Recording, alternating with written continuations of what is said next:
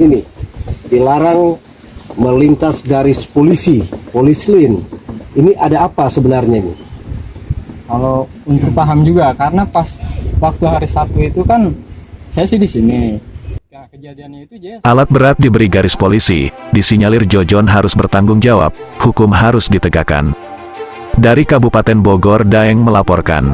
Untuk keberadaan alat berat yang dioperasikan di lokasi proyek diduga di bawah kendali penuh kekuatan Ketua Karang Taruna atas nama Jojon yang bertindak dan bertanggung jawab selaku supplier, mendatangkan alat berat di proyek pengembang perumahan milik PT Prima Tosa Perkasa yang saat ini dalam masalah hukum.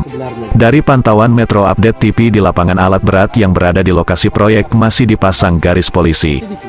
Jumat, 5 November 2021. Pemilik alat berat tersebut diduga melakukan pelanggaran yang fatal, yakni menggunakan bahan bakar solar bersubsidi yang seharusnya alat berat tersebut menggunakan bahan bakar untuk keperluan industri.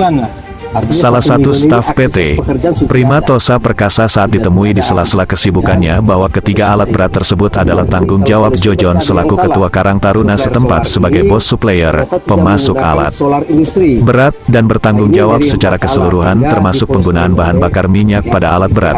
BBM merupakan konsekuensi Jojon selaku supplier dalam menerima kesepakatan pekerjaan dengan pengembang, dalam hal ini PT Prima Tosa Perkasa. Alat berat itu diadakan oleh Jojon dan bahan bakar pun disupplier oleh Jojon juga. Perusahaan selama ini membayar bahan bakar ikutin harga bahan bakar solar industri, dan selama ini pihak perusahaan membayar lewat Pak Jojon karena pihak perusahaan tidak berkenang berhadapan langsung dengan pemilik alat berat. Soal timbul masalah hukum terkait alat berat digaris polisikan, pihak perusahaan tidak bertanggung jawab karena dalam perjanjian untuk mengadakan alat berat serta bahan bakar semuanya jelas. Artinya untuk bahan bakar harus menggunakan solar industri. Jika muncul masalah hukum ya saudara Jojon lah yang bertanggung jawab, ungkap salah satu staf perusahaan yang identitasnya minta dirahasiakan terpisah. Yudi menjelaskan, saat ini polisi mempermasalahkan BBM karena Jojon menggunakan bahan bakar bersubsidi bukan bahan bakar solar industri. Kami sangat berharap Mas agar ini semua cepat kelar masalah hukumnya, tutup Yudi.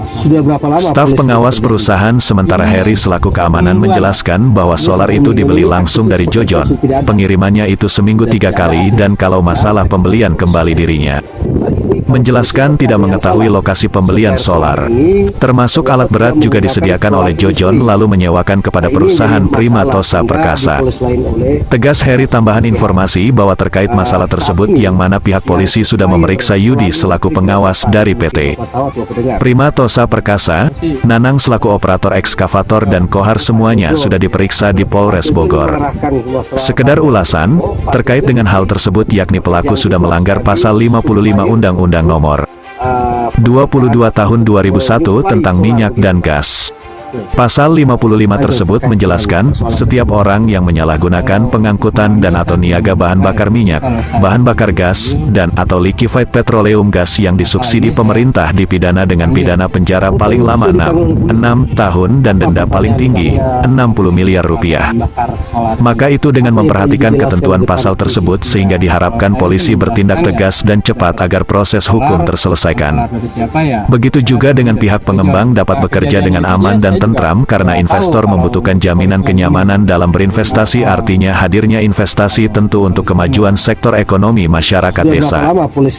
Kepala desa berkewajiban menjaga keamanan desa termasuk menjaga iklim investasi yang baik karena garis kebijakan pemerintah pusat adalah ciptakan investasi untuk kemajuan ekonomi masyarakat. Maka kepala desa sebagai pelaksana kebijakan di tingkat desa harus mendukung penuh arah kebijakan nasional karena regulasi atau sistem pemerintahan seperti itu. Sampai berita ini diturunkan Jojon Ketua Karang Taruna belum bisa dikonfirmasi.